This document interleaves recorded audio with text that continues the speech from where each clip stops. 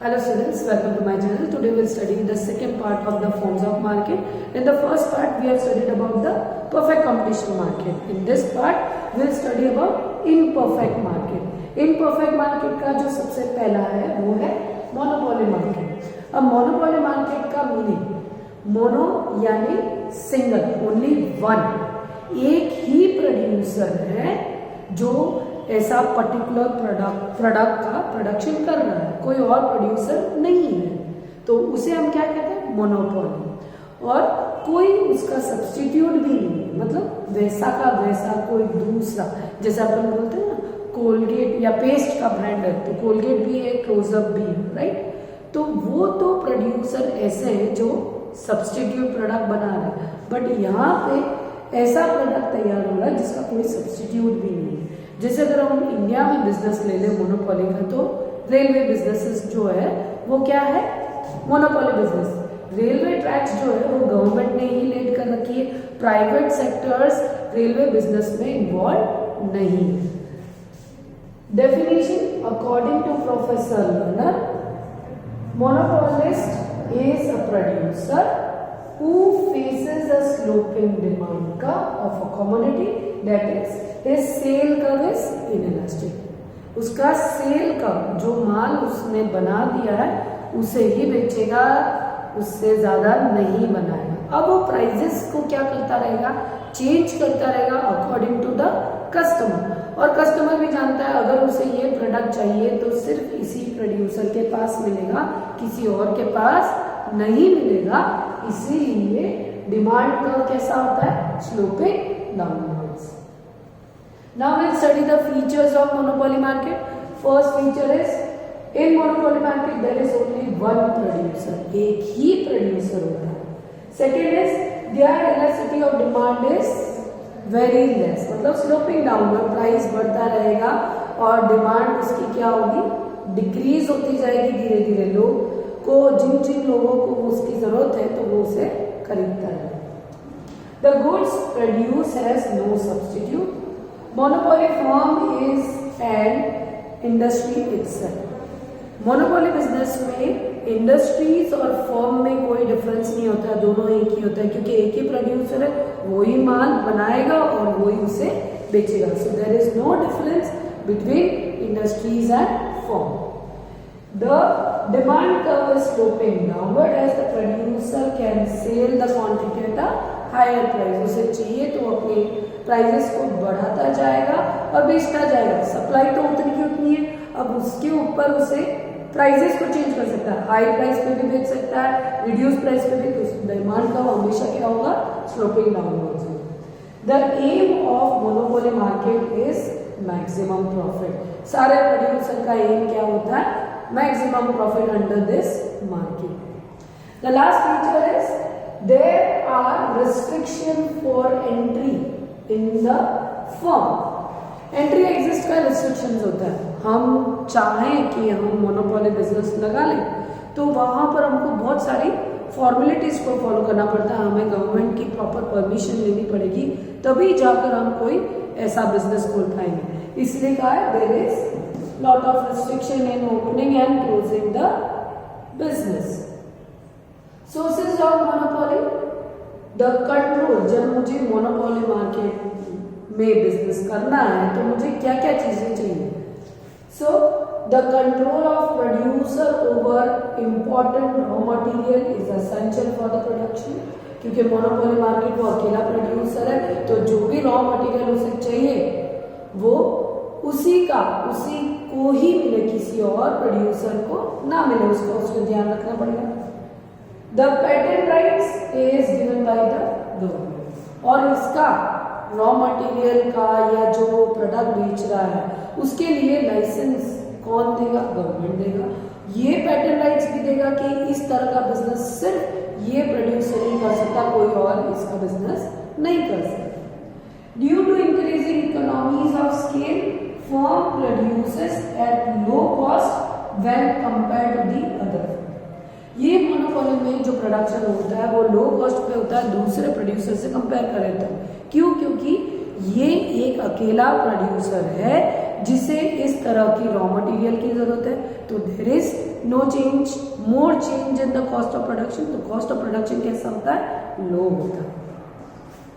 So students, ये हमारे meaning, definition, features and sources of monopoly. अब हम इसके नेक्स्ट पढ़ते हैं graph of AR and MR under monopoly market. Okay students, now let's study average revenue and marginal revenue curve. Monopoly के अंदर average revenue और मार्जिनल रेवेन्यू AR और MR curve किस तरह से दिखता है, वो उसको शो करने के लिए पहले मैंने एक टेबल बनाया है।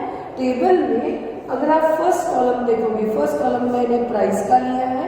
प्राइस में the first price is the highest price, सबसे बड़ा प्राइस कौन सा है, पहला वाला। उसके बाद मैंने सारे डिक्रीजिंग प्राइस लिया है, क्योंकि मोनोपोली में सबसे पहला जो प्राइस होता है उससे प्रोड्यूसर को प्राइस को कम करना ही पड़ेगा, क्योंकि लोग उसे प्रोडक्ट को खरीदेंगे नहीं अगर बहुत ज्यादा महंगा होगा।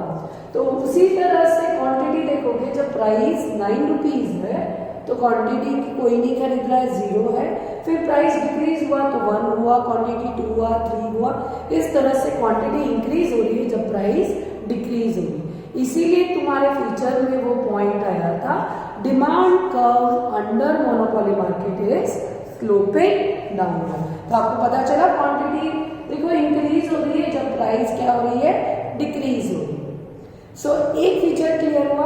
उसके बाद अगर हम नेक्स्ट कंसेप्ट देखें, टीआर का कैलकुलेशन रेवेन्यू चैप्टर में पढ़ा है कि टीआर का फॉर्मूला क्या है, price into quantity. So price का कॉलम ये है, क्वांटिटी ये है, इन दोनों को मैं मल्टीप्लाई करूंगी तो मुझे क्या मिल जाएगा, टीआर मिल जाएगा। टीआर का जब मैं डिफरेंस निकालती हूँ, टोटल रेवेन्यू का जब डिफरेंस निकलता है due to increase in the quantity, okay, will give what, marginal revenue. तो यहाँ पे चेक करो, जब मैं 8 को 0 से माइनस कर रही हूँ तो मेरा 8 आ रहा है, फर्स्ट वाला छूट गया, फर्स्ट वाला हम छोड़ देते हैं। 14 को 8 से माइनस किया 6, 18 को 14 से माइनस किया 4। इस तरह से माइनस करने पर मुझे मिल गया है मेरा मार्जिनल रेवेन्यू। एआर हमने रेवेन्यू चैप्टर में पढ़ा था, एआर और प्राइस दोनों क्या होता है, इक्वल होता है। Price of a commodity is same as average revenue. तो ये वाला जो कॉलम है इसको मैं प्राइस भी बोल सकती हूँ, एवरेज रेवेन्यू भी बोल सकती हूँ। सो अगर मैं इस प्राइस के कॉलम को मार्जिनल रेवेन्यू के साथ कंपेयर करती हूँ तो मुझे पता चलता है कि दोनों स्टार्ट एक ही पॉइंट पे हो रहे हैं, 8 पे दोनों स्टार्ट हो रहे हैं, पर रेवेन्यू फास्ट, कौन सा रेवेन्यू, मार्जिनल रेवेन्यू फास्ट गिर रहा है कंपेयर टू एवरेज रेवेन्यू। देखो यहाँ पे 6 हो गया, यहाँ पे 7, ये 4 हो गया, अब ये 6 हुआ। तो मार्जिनल रेवेन्यू फास्ट डिक्रीज हो रहा है when compare to average revenue और प्राइस। अब इसी चीज को मैं ग्राफ में शो करूंगी। तो ये मेरा ग्राफ मोनोपोली में एआर और एमआर कर्व का, this is my origin, this is x axis, y axis. इस पर मैं क्या शो कर रही हूँ, एमआर एंड एआर कर्व। ये क्या शो करेगा, क्वांटिटी। क्वांटिटी अगर मुझे इसके कॉलम के अकॉर्डिंग लेनी है तो क्वांटिटी पहली तो 0 है, फिर 1 2 1 2 3 4 5 6 7 8। रेवेन्यू कर्व का हम जब शो कर रहे हैं तो कौन सा पहले गिर रहा है, मार्जिनल पहले गिर रहा है, तो हमने मार्जिनल बनाया। एट पॉइंट 4 पर जब तुम्हारी 5 क्वांटिटी है तो क्या बन चुका है, 0। तो मैं 5 पर एमआर को 0 डाली, उसके बाद नेगेटिव हो गया, दिस इज योर एमआर का। फिर एआर कर्व ड्रॉ किया, तो एआर कर्व को यानी कि प्राइस का कॉलम लास्ट 1 है, 1 के बाद वो ना 0 दिखा रहा है ना नेगेटिव दिखा रहा है, तो मैं इसको 1 तक लाकर छोड़ दूँ, राइट। ये 8 पे जब आ रहा है तो वो क्या हो गया, दिस इज व्हाट AR। तो ये तुम्हारे मोनोपोली मार्केट में AR और MR का। अंडर मोनोपोली मार्केट जब शॉर्ट रन में होते हैं तो मुझे 3 तरह के प्रॉफिट मिल सकते हैं। कौन से प्रॉफिट? एक प्रॉफिट कहलाता है नॉर्मल प्रॉफिट। नॉर्मल प्रॉफिट या नॉर्मल प्रॉफिट उसे कहते हैं जब हमारा कॉस्ट और रेवेन्यू दोनों ही क्या होता है, इक्वल होता है। नॉर्मल प्रॉफिट किस कंडीशन को कहते हैं? When my cost and revenue is equal. Abnormal profit किसे कहेंगे? एबनॉर्मल प्रॉफिट उसे कहेंगे जब मेरा कॉस्ट छोटा है किससे? रेवेन्यू से। When total cost is less than TR यानी टोटल कॉस्ट। और एबनॉर्मल लॉस कब कहेंगे? जब मेरा कॉस्ट टोटल कॉस्ट ज्यादा है किससे? Total revenue. तो ये स्टूडेंट तीनों चीज हम मोनोपोली मार्केट में देख सकते हैं। कब? जब short run. Long run under monopoly market में लंबा समय पर जब कैलकुलेशन की जाती है तो लॉन्ग रन में हमेशा एबनॉर्मल प्रॉफिट मिलता है। कौन से मार्केट में? मोनोपोली मार्केट में। Is it clear students? तो आपको आपका टेबल भी समझा दिया। And what is abnormal profit, normal profit and abnormal loss, ये तीनों चीजें कंडीशन आपको बता दी जो कंसेप्ट ऑफ रेवेन्यू में भी मैंने एक्सप्लेन कर रखी है। सो स्टूडेंट इसके बाद हम करते हैं monopolistic competition. Student will come to the monopolistic competition. What is monopolistic competition? एक ऐसा मार्केट जो न परफेक्ट कंपटीशन मार्केट में आ रहा है और ना ही मोनोपोली में आ रहा है, मतलब वो मिडिल का मार्केट है। अब वो मार्केट क्या है? Branded products. अगर आपको सिंपल हिंट चाहिए तो जितने भी ब्रांडेड प्रोडक्ट है जो मार्केट में आपको मिल रहे हैं वो कौन से मार्केट कहलाते हैं, वो किसके अंदर आ रहे हैं, उनके फॉर्म को ही कहते हैं हम लोग क्या? Monopolistic competition. अब मोनोपोलिस्टिक का मीनिंग क्या? It refers to the market in which there are large number of buyers and few sellers. Why few sellers? When we compare to the perfect competition market, यहाँ पर seller थोड़े कम होते हैं।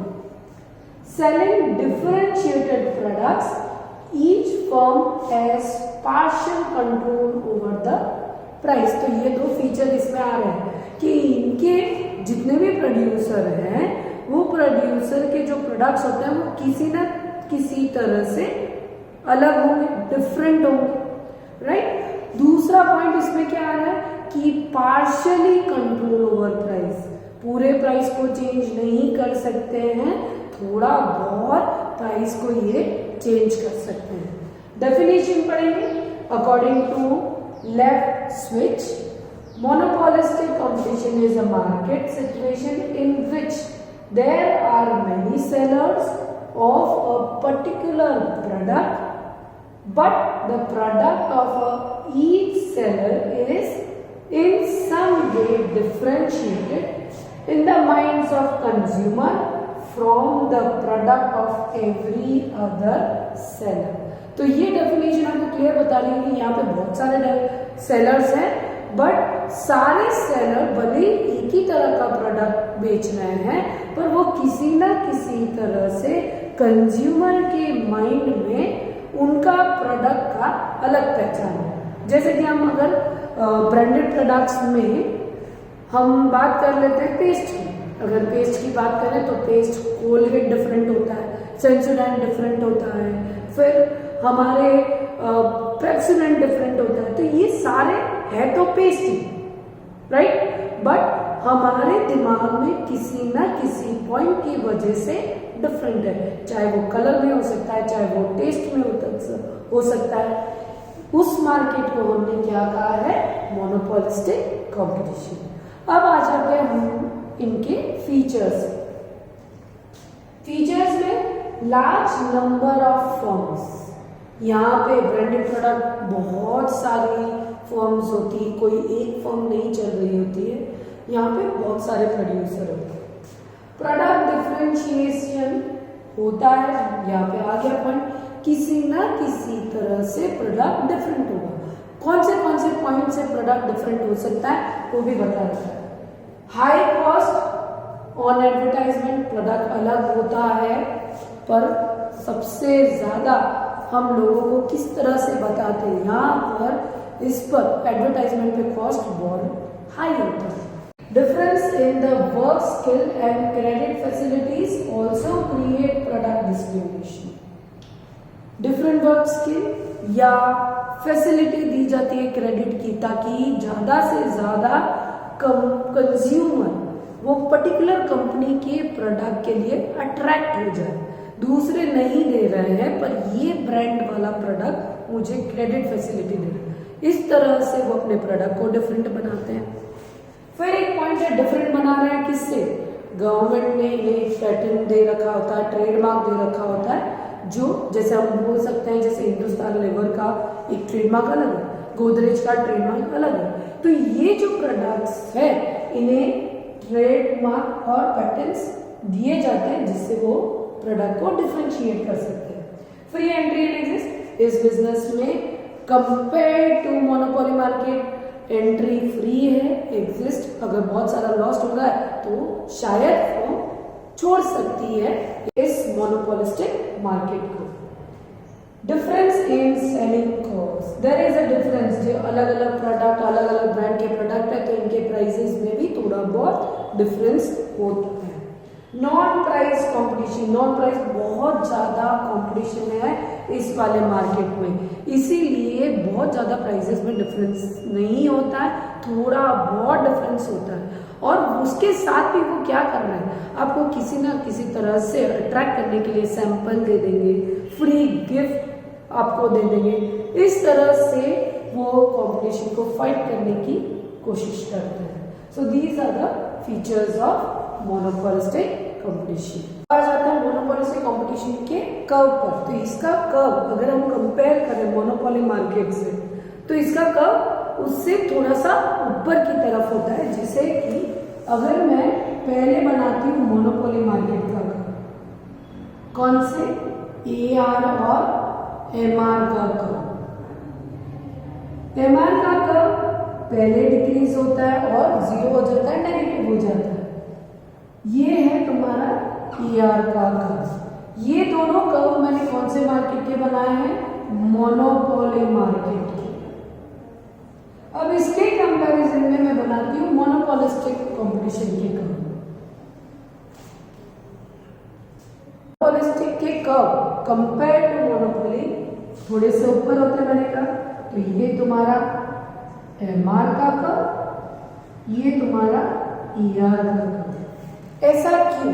ऐसा इसलिए है कि यहाँ पर सेलिंग कॉस्ट डिफरेंट होता है, यानी कि थोड़ा बहुत चेंज हो सकता है प्राइस में। हमने मीनिंग में ही पढ़ा था कंट्रोवर्शियल कंट्रोल ओवर प्राइस। तो इस मार्केट में थोड़ा बहुत प्राइस चेंज हो सकता है, बट मोनोपोली मार्केट में जहां पे सिर्फ एक ही प्रोड्यूसर है वो डिसाइड कर सकता है, चाहे उसकी इच्छा हो वो प्राइस को कुछ भी बना सकता है। बट मोनोपोलिस्टिक में क्या होता है, प्रोड्यूसर ज्यादा होता है प्रोडक्ट्स के, इस वजह से थोड़ा बहुत ये प्राइस को चेंज कर सकते हैं, ज्यादा चेंज नहीं कर पाते हैं। इसीलिए इनका कर्व जो होता है वो थोड़ा सा मोनोपोली मार्केट से ऊपर की तरफ होता है, ER and MR curve. So this was the curve of monopolistic market, ER and MR curve.